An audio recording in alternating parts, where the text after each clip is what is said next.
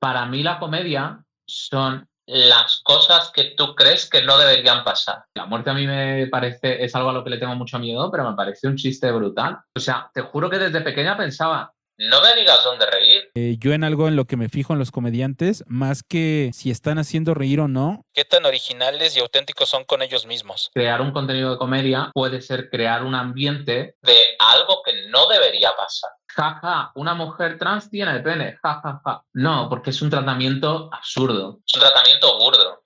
Es de busca un poco más allá una creatividad.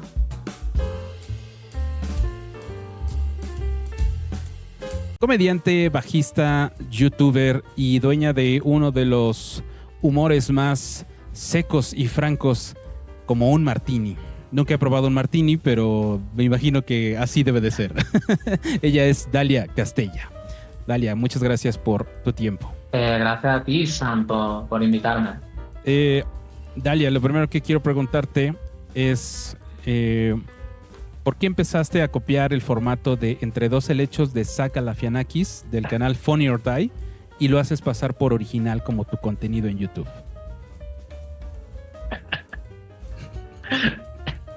Hombre, porque ya lo decía Picasso, que el buen artista roba. Entonces, ya básicamente por eso. Perdón, es que no sé cómo lo haces. No, que está bien. Ahora entiendo la diversión.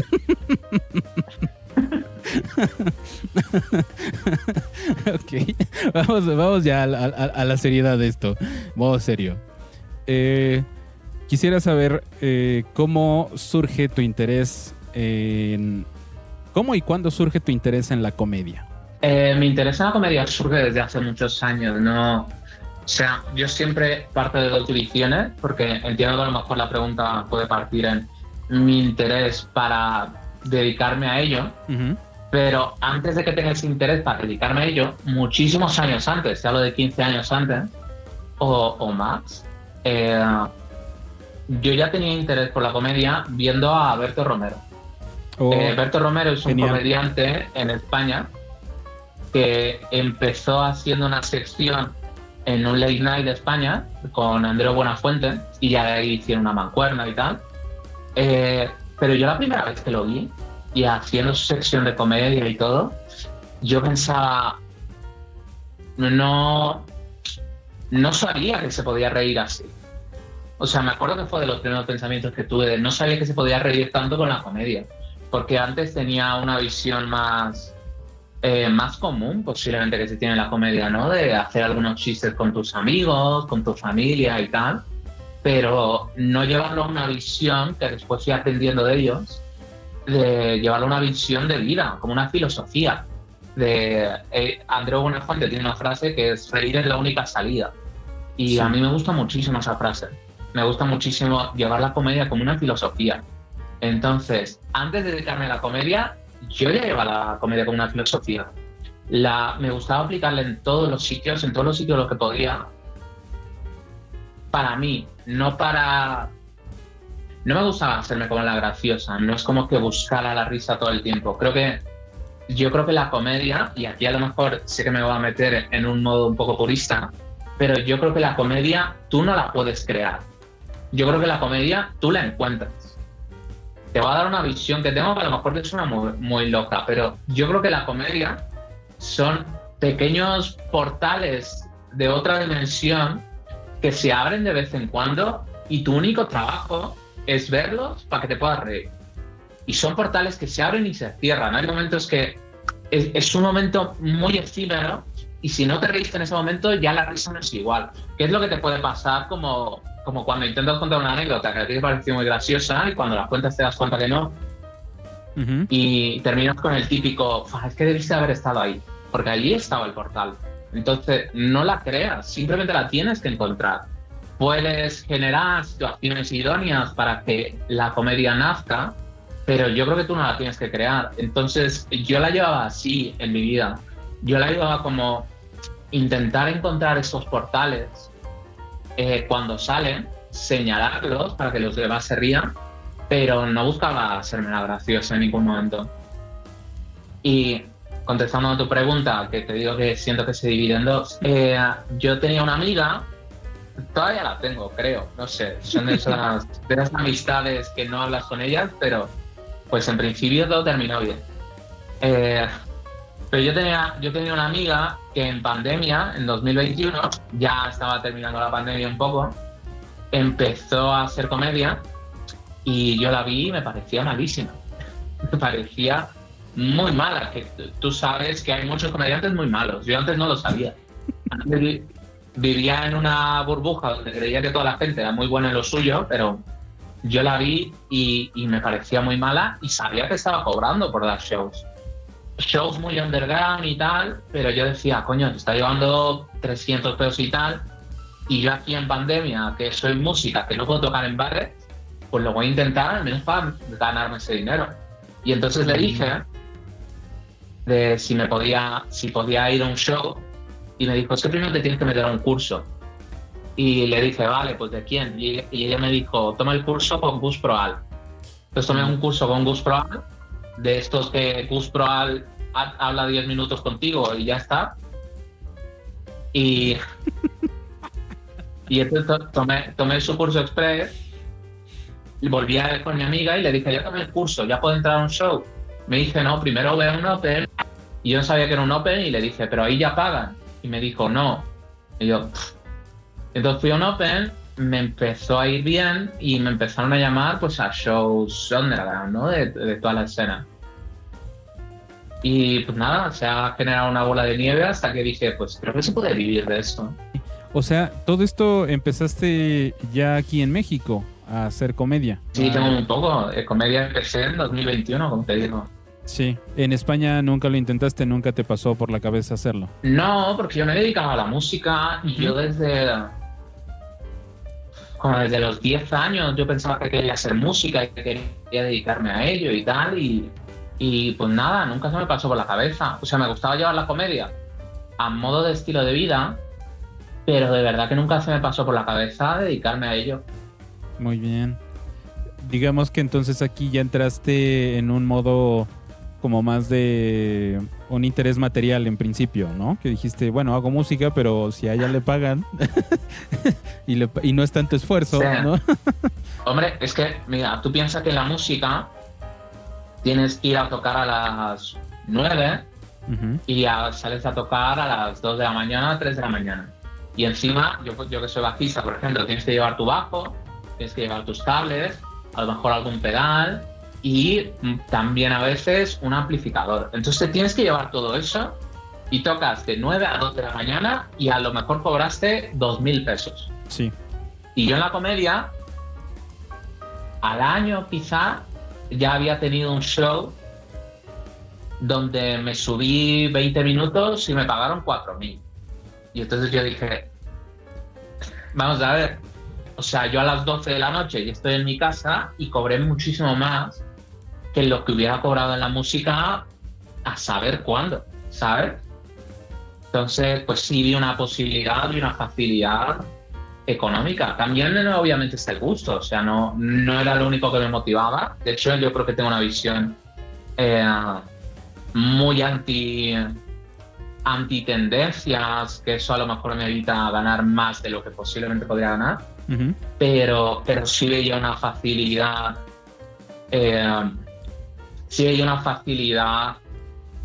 de ganar dinero más que en la música. Sí. Y también de lo que te digo, que no tenía que cargar, que no tenía que hacer muchas cosas, ¿no?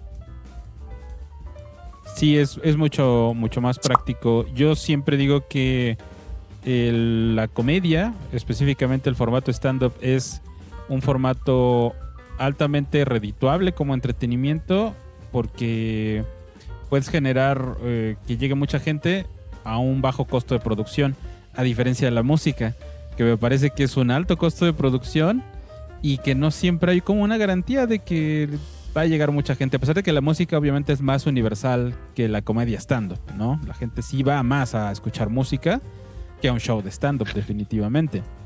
Entonces... No, incluso te diría la competencia. O sea, de verdad que creo, y sacándome a mí de la ecuación, creo que hay muy pocos comediantes buenos. Sí. En general, nuevos, famosos, creo que hay muy pocos comediantes buenos. Entonces, no es lo mismo con la música, que sí hay muchísimos más músicos muy buenos, que tocan muchísimo mejor. O sea, yo he visto músicos que digo, es que de verdad que no creo ser capaz de alcanzar el nivel técnico que tiene. Y he visto muchos comediantes que me parecen buenos y que digo, vale, yo creo que sí, con un poco de esfuerzo, con un poco más de entendimiento, a lo mejor lo podría alcanzar un nivel similar técnico. Entonces, pues también lo veía en eso, en el nivel de competencia. Lo que te digo, no me parece que haya muchos comediantes buenos, o muchos comediantes ya no solo buenos, sino también que se dediquen, que tengan la vocación, que tengan a veces hasta la oportunidad, ¿no?, de dedicarse profesionalmente e invertirle el tiempo que se requiere como para crecer mediáticamente, que al final crecer mediáticamente pues involucra que puedas vivir más de esto. Sí, por supuesto, todavía estamos muy lejos, y eso que estamos hablando de la escena de la Ciudad de México, de generalizar este tipo de entretenimiento. No competimos contra la música, no competimos mucho menos contra el cine o contra el teatro, o sea, no estamos en el mismo nivel de oferta, y también pues esto a la vez representa que haya menos oportunidades para todos, al final de cuentas. Pero coincido contigo perfectamente en que sí, creo que lo que nos falta es profesionalizarnos más.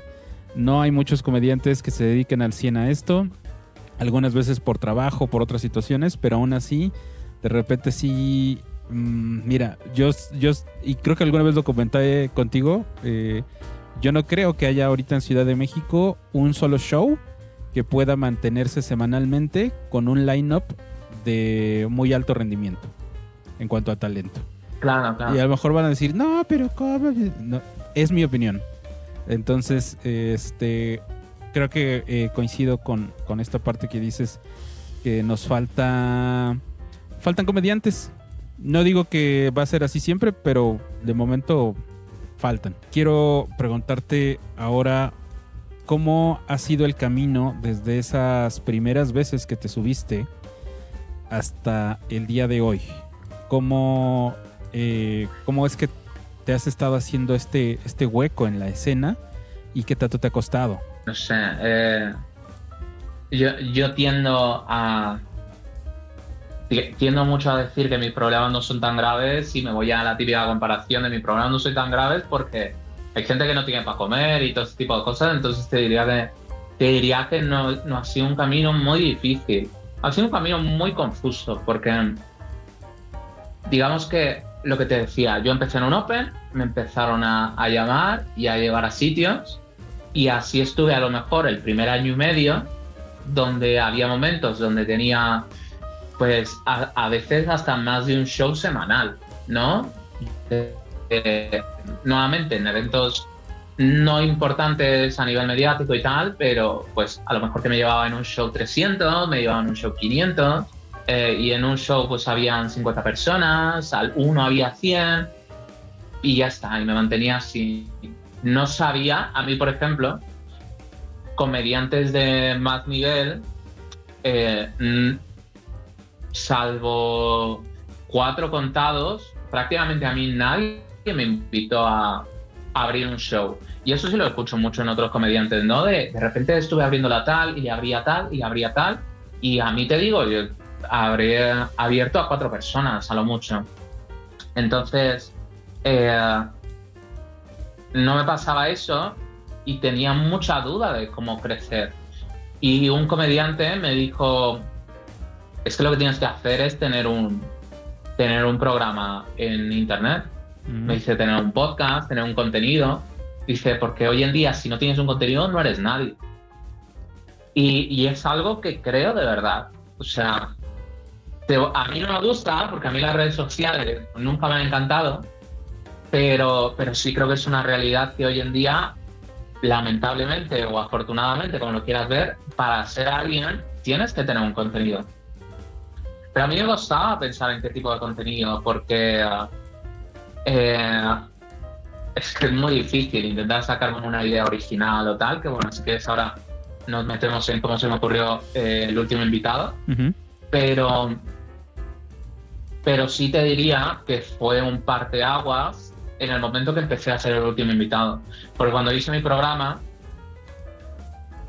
no es como que empecé a recibir más llamadas, al contrario, creo que siguen sin invitarme en muchos sitios, pero ahora porque creo que la mayoría de la gente tiene una mentalidad como de ella ya está haciendo sus cosas, está en otra movida, entonces no me invitan. Pero sí he recibido invitaciones importantes que considero que si no hubiera sido por mi contenido no las tendría. Uh-huh. Por ejemplo, el roast de la Navidad, que es algo que a mí la gente me menciona mucho, que estuve participando ahí con el tío Robert, el Cojo Feliz y tal. No lo sé, porque nunca les he preguntado directamente, pero yo creo que si no hubiera sido por el último invitado, a mí no me hubieran invitado ese contenido. Uh-huh. Porque de alguna manera el último invitado, al ser un programa con un humor pesado, con un humor violento y tal, yo creo que, por ejemplo, lo que supongo que pasó, mi teoría, viene el roast de la Navidad, Alexa se enferma y ellos piensan, ¿qué mujer invitamos que todavía no sabe? Porque claro, son el tío y el cojo. ¿Qué mujer invitamos que todavía no sabe que sepa insultar? Y ahí, por ejemplo, yo ya tengo una referencia que era el programa. Esa referencia creo que fue un pensamiento más directo de decir, pues Dalia, pues ya está. Y nada, creo que fue muy bien, creo que se resolvió rápido. Y pues de ahí te digo, poco a poco han ido subiendo los números y se han ido recibiendo invitaciones a cosas. Ahora mismo a Pur de Patos los he acompañado en muchas giras y tal. Y pues sí, o sea, han ido creciendo cositas que, nuevamente, te repito, fue un parteaguas el empezar a hacer un contenido y sobre todo, claro, un contenido que tuve la suerte de que funcionó. Sí. Me parece entonces que tu camino ha sido de mucha practicidad, ¿no? Empezar a hacer comedia me suena bastante práctico para ti, ¿no? De venir del mundo de la música. Y ahora el estar en la comedia y decir, ¿qué hago para crecer? Pues un contenido, ¿no? Y afortunadamente yo creo que te ha resultado. O sea, a mí sí me parece que siempre tienes una propuesta. No hace mucho hablamos, me contaste del proyecto de lo que sería tu segundo, bueno, más bien no un segundo canal, sino un segundo tipo de contenido en tu canal, que es este show en vivo, ¿no? Ajá. Tipo consultorio. Lección de humildad se llama. Lección de humildad, ¿sí? Ajá. Como una especie de consultorio ahí público, totalmente falto de ética, como dices en el primer episodio.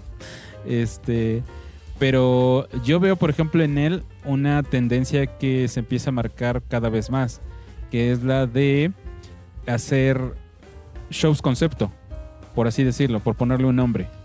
Ya no solamente el comediante obligado a hacer el stand-up puro, sino ahora es buscar otras formas de generar entretenimiento, igual cómico. Y a mí me parece que eso que estás haciendo se va a replicar, porque creo que mezcla lo mejor de lo que busca el artista independiente: exponerse en el escenario y al mismo tiempo exponerse en redes. A mí me da la sensación de que los estandoperos estamos muy metidos en nuestro nicho. O sea, la verdad es que salvo Franco Escamilla, Carlos Vallarta, Sofía y dos más contados, la gente común no sabe de stand-up. O sea, sí. Nadie... Por ejemplo, el Cojo Feliz y el tío Robert, que tú puedes decir, hombre, son figuras reconocidas, y que sí, los sigue mucha gente, pero tampoco es tanta, es un nicho. O sea, si tú vas a la tienda de tu esquina y le dices, ¿conoces al tío Robert? Te van a decir, no sé quién es. ¿Conoces stand-up? Te van a decir, bueno, pues me he visto unos vídeos de Franco Escamilla y tal. O sea, el stand-up es un nicho muy pequeño y por ende, si pensamos a nivel de ventas y tal, creo que el stand-up todavía es una forma de entretenimiento muy, pues eso, nuevamente, muy de nicho. Eso pensando solo en el stand-up. pensando en entretenimientos que ya sí se están dando mucho, que son programas de internet, yo también creo que la tendencia, ya no solo show formato, te diría que la tendencia va a girar, o al menos creo que debería girar, a shows en vivo. Por varias razones, te podría decir, porque bueno, el formato de podcast está muy visto, ¿no? De dos personas que se ponen a hablar, o uno que entrevista a otro y tal. Eso ya está muy visto.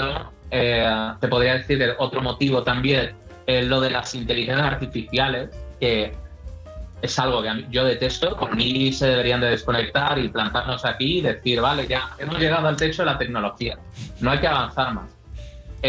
A mí no me gustan las inteligencias artificiales, pero yo creo que sí va a haber una tendencia también. Hay muchas personas que siento que a lo mejor es un pensamiento también común y que vamos a empezar a buscar un poco más esta sensación de estar con una persona.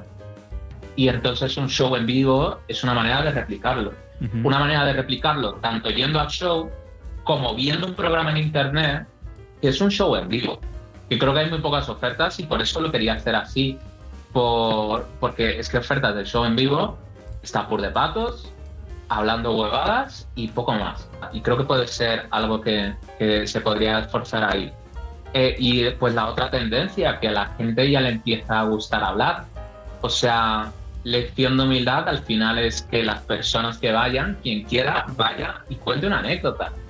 Y muchas veces yo siento que ya el público, hay público que no lo usa, pero siento que hay mucho público que pagan para ir a un show, ya no por lo que va a decir el comediante, sino por esos 3 minutos en las que esa persona puede hablar. En un cabareteo o en lo que sea. Y hay gente que le encanta eso. Entonces sí, también creo que es otra corriente que puede funcionar ahí también. Sí, totalmente. Y cada vez se ve más la tendencia de que el público ya no es pasivo, ya quiere participar. Incluso, o sea, hay ejemplos muy grandes de podcast que hacen de eso su contenido, ¿no? Damitas Histeria, La Cotorriza con su sección de anecdotario, Buzón de Quejas, ¿no? Que hacen partícipe, al centro de la participación está su audiencia. Perdona, o sea, digo, no me sé la historia de la tele aquí en México, pero podría apostar que es muy similar. Uh-huh. En España, por ejemplo, había un programa que era Crónicas Marcianas. Y Crónicas Marcianas pues, también tenía un consultorio donde la gente mandaba sus mierdas o alguna anécdota. Yo pensé, es que pensando en tele antigua, es que cualquiera, o sea, un canal de noticias pues que van y hacen un reportaje y hablan con la gente, ¿no? El juego de la boca, por ejemplo, que es público siendo partícipe. O sea, es que creo que de toda la vida el público ha sido partícipe. Solo que ahora a lo mejor se está notando un poco más porque ya no es tan efímero de alguna manera. O sea, ya tienes tu clip ahí, que a lo mejor hasta se hizo viral y tienes suerte. Y así, pero creo que es algo que se ha hecho toda la vida, de que el público participe de alguna u otra manera. ¿Tú le apuestas a eso? ¿Tú en tu futuro tú ves desarrollarte todavía más creando estos conceptos para estar en vivo y al mismo tiempo en internet? Son pequeños complementos, pero digamos que no es la motivación inicial. Uh-huh. La motivación inicial de Lección de Humildad era que yo con el contenido que tengo del último invitado, que al final es el que más funciona, no es un contenido recurrente. Y es un contenido que no puedo hacer recurrente por muchas razones. Porque me cuesta conseguir invitados, porque lleva un trabajo de guión, lleva un trabajo de edición muchísimo más fuerte. Entonces, no es un contenido que yo pueda sacar semanal.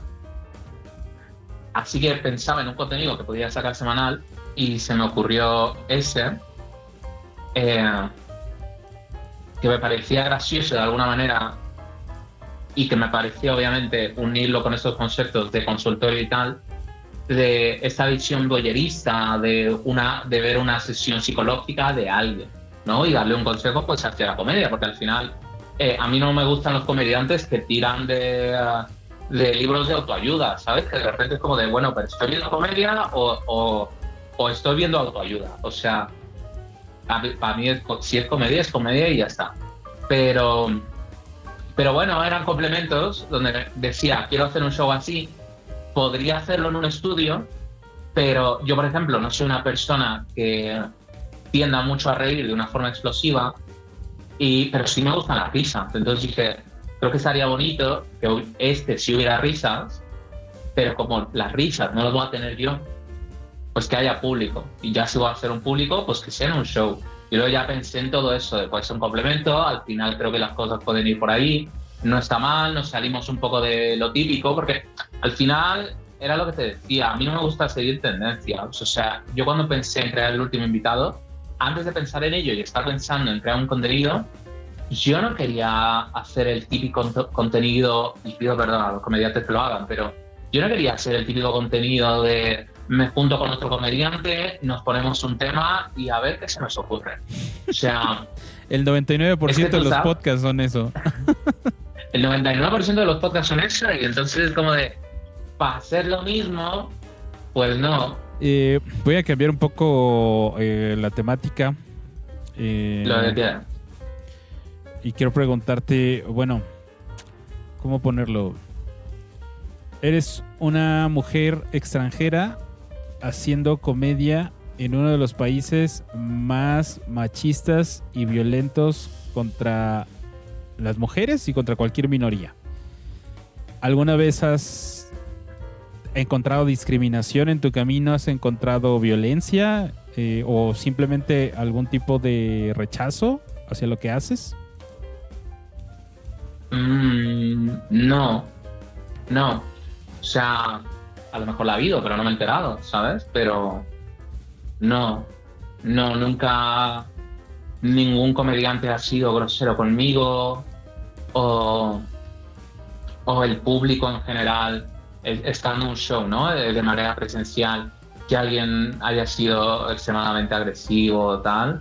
No, lo que sí te diría que no me gusta repetirme tanto, pero al final la realidad es el hate que recibo. O sea, sí, comediantes que más hate tienen y que ni siquiera soy de las que más números tiene, y estoy segura que recibo muchísimo más hate que...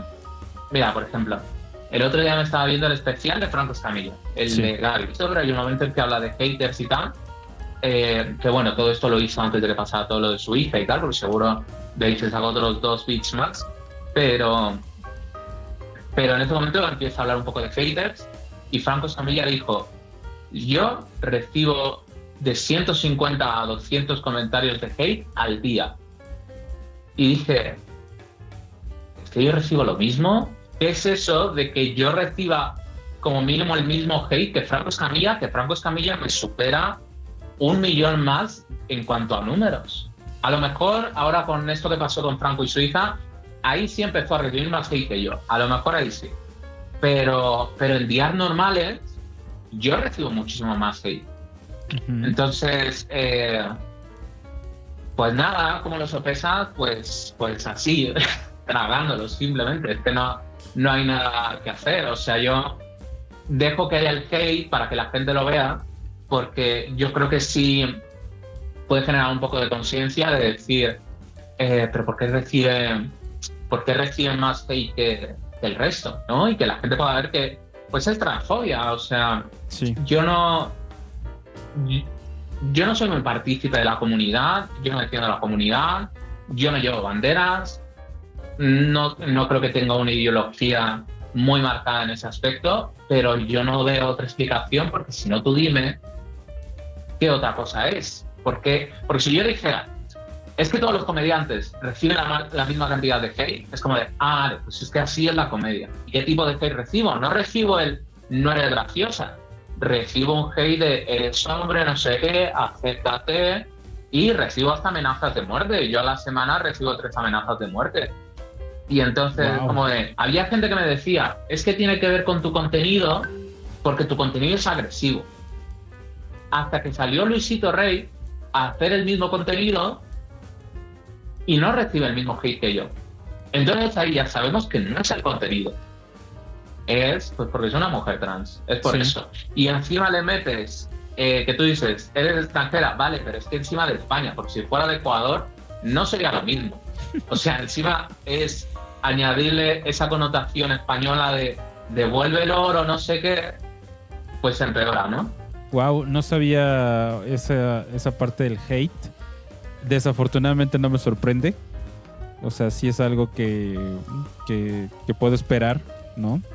Y por eso también formulaba yo la pregunta, ¿no? Porque Creo que es algo que nunca había platicado contigo y siempre me dio curiosidad. Sobre todo, me dio curiosidad después de verte en Pur de Patos la primera vez.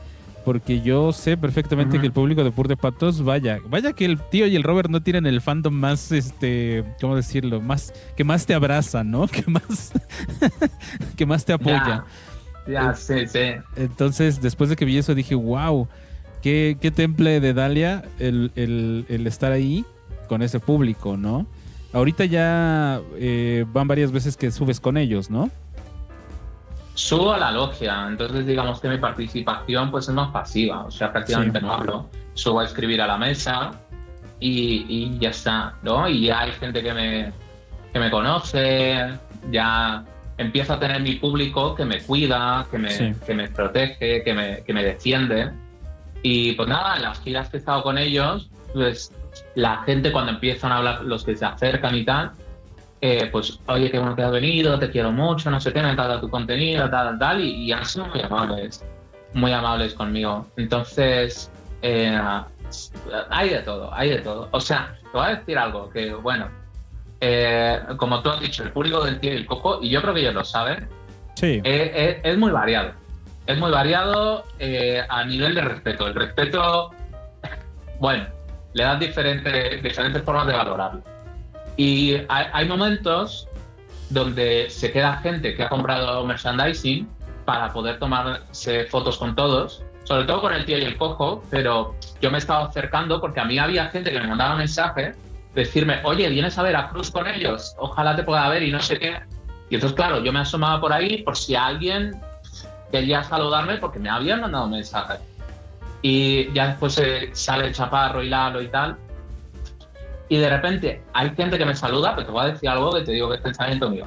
Hay gente que sí me saluda y me gusta y tal, pero luego hay gente que no. Pero yo, a lo mejor estoy mal por juzgar una mirada, por juzgar un tipo de actitud, pero digo, hombre, agradezco que tú no seas mi fan. O sea, agradezco que tú no me pidas fotos, porque ya desde verte yo creo que no somos compatibles, ¿sabes? Sí. Entonces, no sé, o sea, que se entienda que no parto como de una visión clasista, sino de una visión de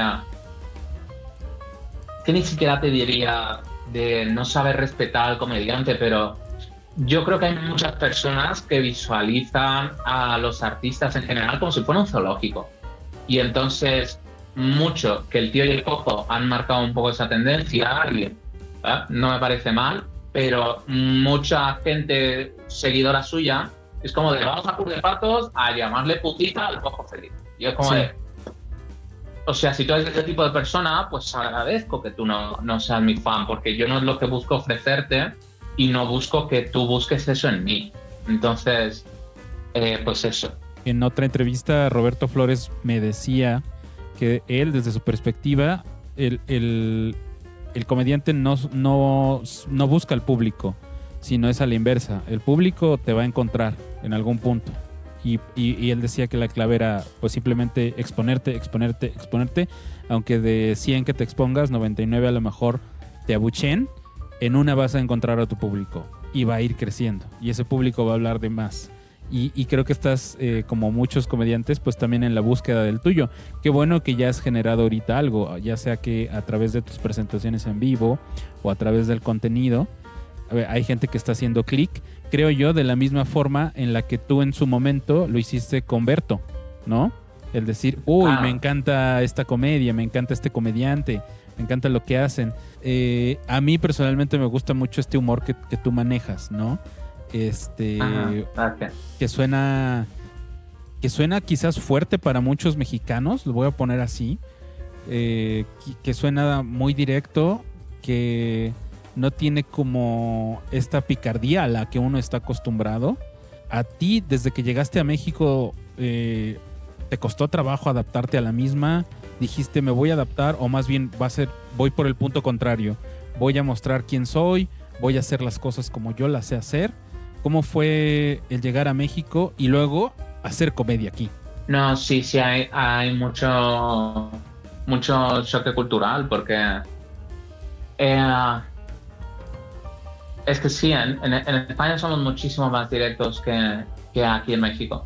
Y entonces entiendo que también, por ejemplo, con cosas que he hablado con Freddy, que lo mismo pasa con Monterrey, con esta parte de México y a lo mejor gran parte de México, que Monterrey también entiendo que son como muy directos y tal, Sí, ¿no? Y la mayoría de los mexicanos son como más de...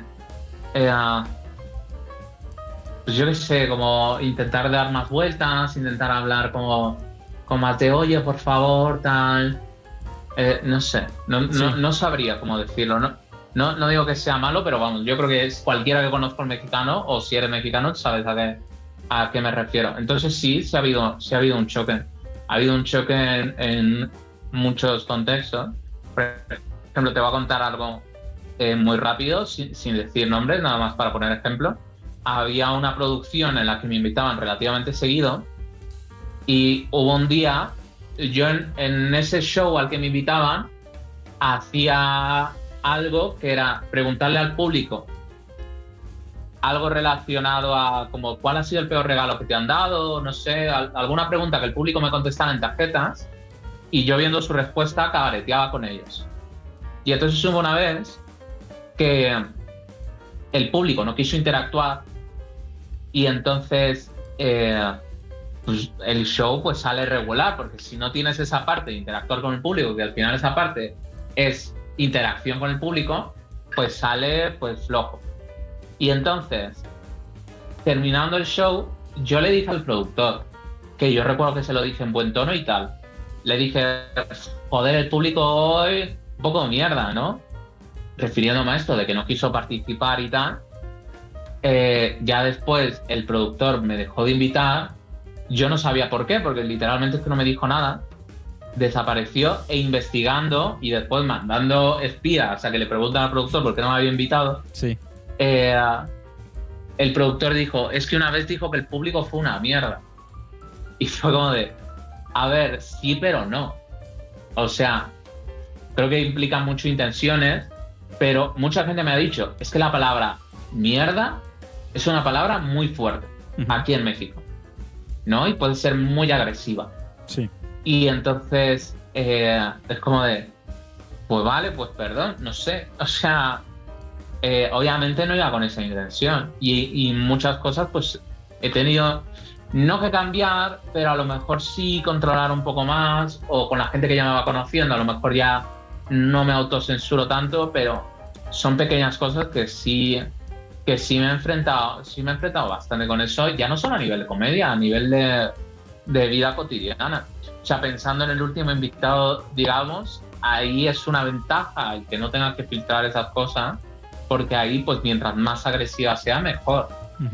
Entonces, pues eso digamos que es una ventaja, pero en vida cotidiana sí he tenido que no adaptarme, pero sí tener un poco más de cuidado con ese tipo de cosas, porque también siento que no me sale, porque también vosotros, bueno, algunos mexicanos, sí.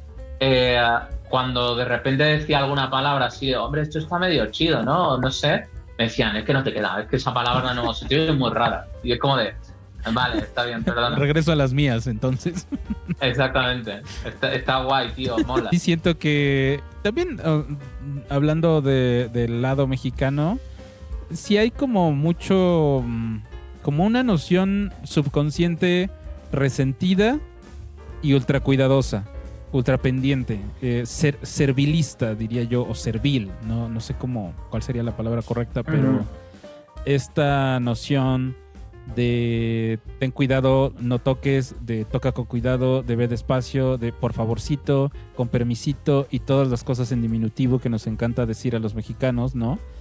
Creo que justo no estamos acostumbrados a tu manera de hablar, para empezar, ¿no? A esta dirección tan contundente que tú tienes. Ya deja de lado el vocabulario, simplemente el decir a veces sin terminar con un por favor puede incluso ofender a mucha gente, ¿no? Es como, oye, pero ¿cómo se piden las cosas? Bla, bla, bla, ¿no? O no empezar con un hola, ¿cómo está? O sea, yo no puedo quedar contigo y decirte, oye, ¿nos podemos ver el jueves? No, tengo que escribirte, ¿qué pasa, Sam? ¿Cómo estás? Ah, yo también bien, vale. Oye, me gustaría verte el jueves, no sé qué, y es como de, ¿sabes? Sí, sí, totalmente.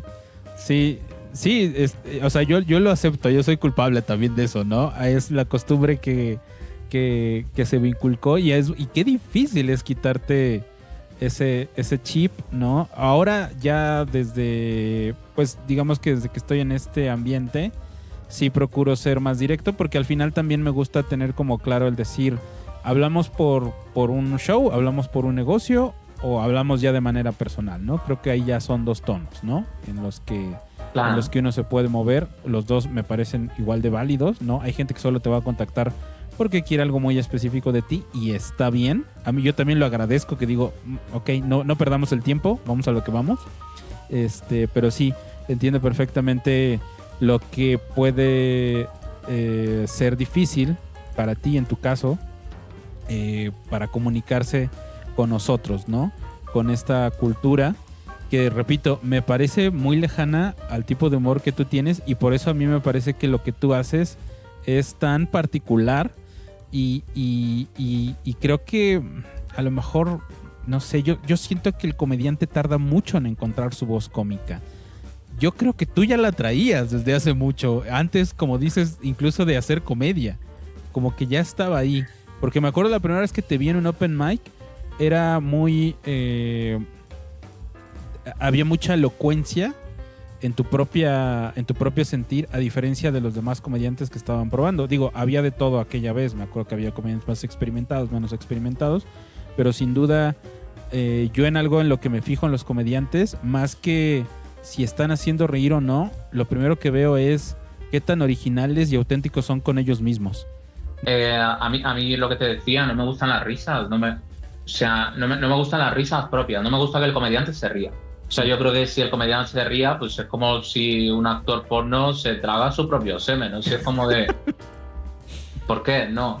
O sea, no me gusta que el comediante se ría y es una tendencia muy común que se puede ver en las fotorrisas, se puede ver en mil y un otros podcasts que, bueno, no vale la pena mencionar porque tampoco se trata de señalar, pero es una tendencia muy común que el comediante se esté riendo constantemente pues para que haya risa. Y a mí no me gusta esa tendencia. Y noto mucho público que le conflictúa que no haya risas en un formato de comedia.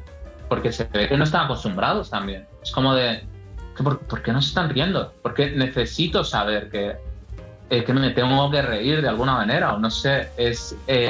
Y eso desde antes. O sea, yo, por ejemplo, veía sitcoms y me acuerdo de las sitcoms que tenían risas grabadas, no me gustaban. O sea, te juro que desde pequeña pensaba, no me digas dónde reír, porque incluso había situaciones donde pensaba, es que a ver, sí es gracioso, pero no pasa con una carcajada y tú prácticamente me estás metiendo un sonido de carcajada en cada chiste. Entonces, creo que no es lo mismo porque le estás quitando valor a los chistes que verdaderamente son una carcajada. Y me gustaban más los programas que no tenían risas grabadas. Sí. Sí, y culturalmente México es un país muy acostumbrado a las risas grabadas, a las risas enlatadas. O sea, 70 años de un monopolio televisivo donde solamente había una barra de programación cómica que pasaba por más por ejecutivos que por guionistas, ¿no? Más por favoritismos que por talento y que nos malacostumbró culturalmente a muchos.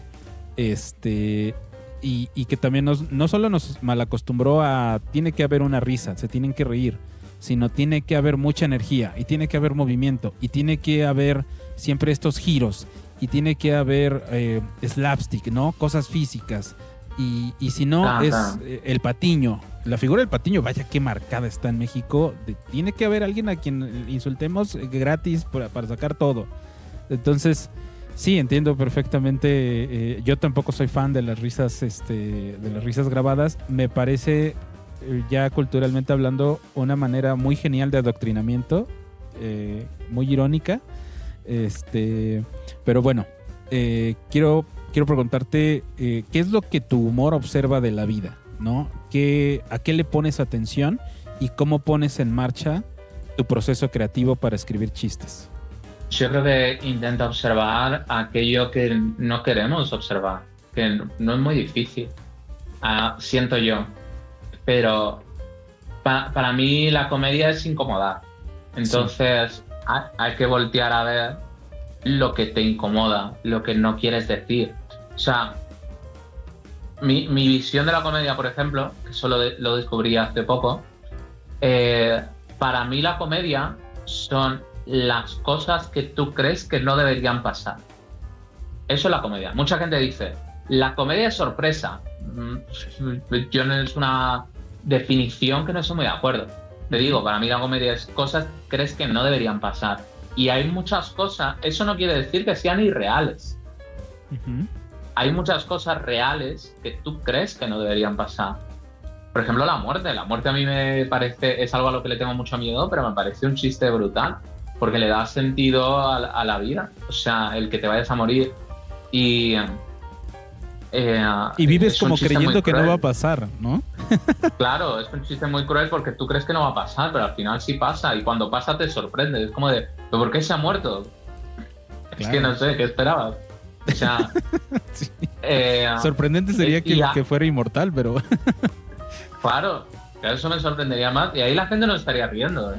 Es lo que te digo, intento como enfocarme en las cosas basándome también en mi estilo, que de alguna manera lo descubrimos juntos hablando de yo y el público, porque yo me di cuenta en el escenario que la gente a mí me permitía ser muy hostil, que eso a lo mejor por lo que comentas, de que lo notaban como muy honesto y tal, pero si yo a lo mejor me subía a un escenario y había un señor que estaba molestando a todos, pero nadie dice nada porque nuevamente somos muy educados, ¿cómo vamos a decir algo? No sé qué. Y yo me paraba y le decía, ¿te quieres callar de una puta vez y dejar que se haga el show? La gente se reía y a mí me sorprendía que la gente se riera, porque a mí me permitían ser muy hostil, porque a lo mejor yo veía otro comediante que intentaba ser hostil, pero lo que dice, como no, a lo mejor no era muy honesto porque solo querían ser hostiles por ser hostiles, pues no generaba esa gracia. Pero sí, es buscar en esas cosas que la gente no quiere decir, pero sé que piensan, e intentar atacar por ese lado. A ver, quiero retomar un poco, estoy procesando lo primero que dijiste que me parece bien interesante. La comedia no es una sorpresa, sino es lo que crees que no va a pasar. Lo que crees que no debería pasar. Lo que crees que no debería pasar. Ok. Y te voy a sumar algo más de esa ecuación porque falta algo. Sí. La comedia es lo que crees que no debería pasar siempre y cuando no haya consecuencias. Te pongo un ejemplo básico de alguna manera. Mi programa, El último invitado, es un sketch donde algo que no debería pasar, una periodista haciendo preguntas muy violentas. Otra cosa que no debería pasar es que la persona se quede ahí, el entrevistado se quede ahí, y que te da toda esta sensación constante de, pues vete, porque no se va, no sé qué, tal, y a lo mejor te puede generar mucha tensión. Y hay muchas personas e incluso comediantes que me han dicho, es que el programa no lo disfruto hasta que veo al final que hay bloopers. Y veo al final que nadie salió herido, uh-huh, que la persona no se molestó, que la persona no se puso triste. Y en ese momento lo disfruto. Y entonces es eso, es algo que crees que no debería pasar, como viendo una situación muy violenta, donde una periodista está increpando, está diciendo las cosas súper directas, está diciendo cosas horribles. A lo mejor algunas tienen tinta de verdad, pero son verdades que no se deberían decir y tal. Pero ves que al final no hay consecuencias, te puedes reír.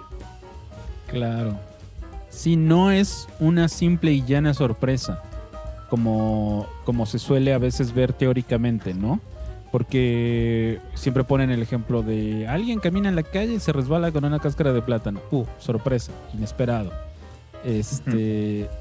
Pero siguiendo ese ejemplo, perdona, tema, no es la sorpresa de que alguien se haya resbalado.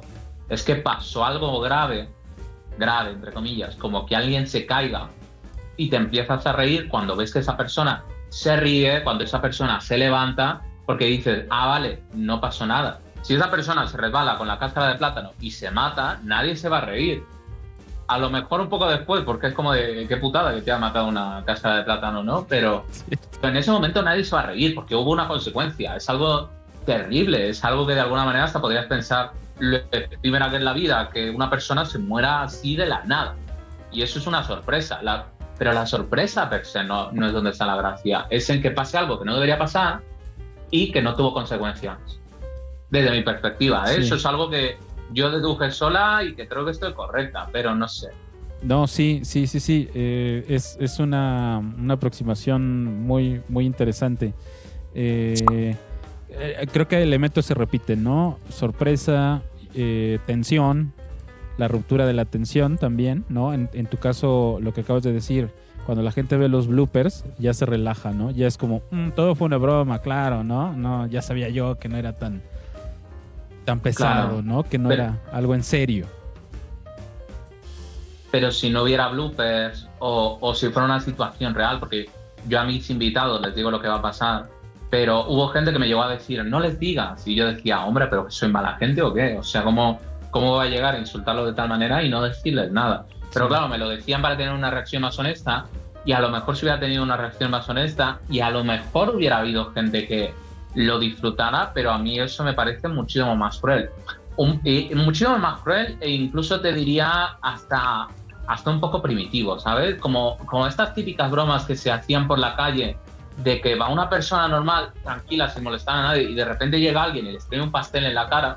Es como es que eso es cruel, eso no hay nada, o sea, ahí de verdad has jodido la vida de una persona. Sí. En ese momento, que no le arruinas la vida, le arruinas el día, pero es como ¿por qué? ¿Sabes? Sí, digamos que tu proceso para generar este humor, esta comedia, también tiene que tener convención, ¿no?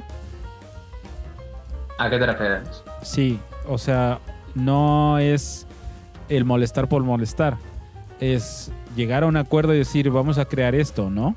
Vamos a hacerlo juntos. En el caso del contenido que haces, y siento que hasta un poco en el caso de el ejemplo que ponías del señor de que no se callaba y decirle, oye, cállate la puta boca de una vez, ahí también creo que hay una convención implícita porque todo el mundo sabía que no se callaba, no dejaba escuchar a nadie. Entonces ya cuando entras en la convención, no con él, sino con los demás, ¿no? De vamos a cerrarle el hocico a esta persona, ya. Claro, sí, es que tiene que ser de alguna manera cosas que la mayoría piensan. Sí. E intento sacar un poco esos pensamientos que yo sé que todos tenemos. Y lo que te digo, a mí la comedia me parece que es una situación de incomodar. Y si yo concibo la comedia como cosas que no deberían pasar, para mí muchas veces crear un contenido de comedia puede ser crear un ambiente de algo que no debería pasar. Uh-huh. Como lo que te digo, una entrevista súper violenta y hasta donde permita el consentimiento, pues llegar a una violencia hasta donde lo permita y siempre buscando que tenga gracia, ¿no? Uh-huh. Eso hasta donde permita el consentimiento, o en un stand-up donde yo en la calle no le voy a decir a un señor que me está molestando, cállate la puta boca, pero que de repente en el escenario el comediante, a alguien que está molestando a toda la gente que quiere ver un show, cállate, que de repente un comediante ve a una persona que está molestando el show, que no deja que salga y que sabe, porque todos lo saben en ese momento, que a todos les está molestando esa persona, el comediante es el único que lo puede decir. Sí. Porque tiene ese permiso de hacer algo que no debería pasar. Porque si de repente eso lo hiciera otra persona del público, no sería gracioso. Sí. O sea, ya podría poner la situación tensa. Si de repente otra persona le dice, ¿te puedes callar, por favor? Podría poner la situación tensa por más de que diga una verdad. Pero como el comediante tiene permitido hacer locura, puede decirle, hasta de una forma más fea, el cállate ya, porque si no te voy a partir la pierna. No sé, ¿no? Y la gente se puede reír porque está en esa situación. El comediante puede generar ese ambiente. Entonces, no sé, yo también la comedia la veía mucho como follar. Y entonces, aquí, por ejemplo, el follar involucra muchas veces cumplir fantasías. Uh-huh. Desde cosas muy sencillas como estamos solo tú y yo, no existe nada más en el mundo y estamos juntos viviendo este momento.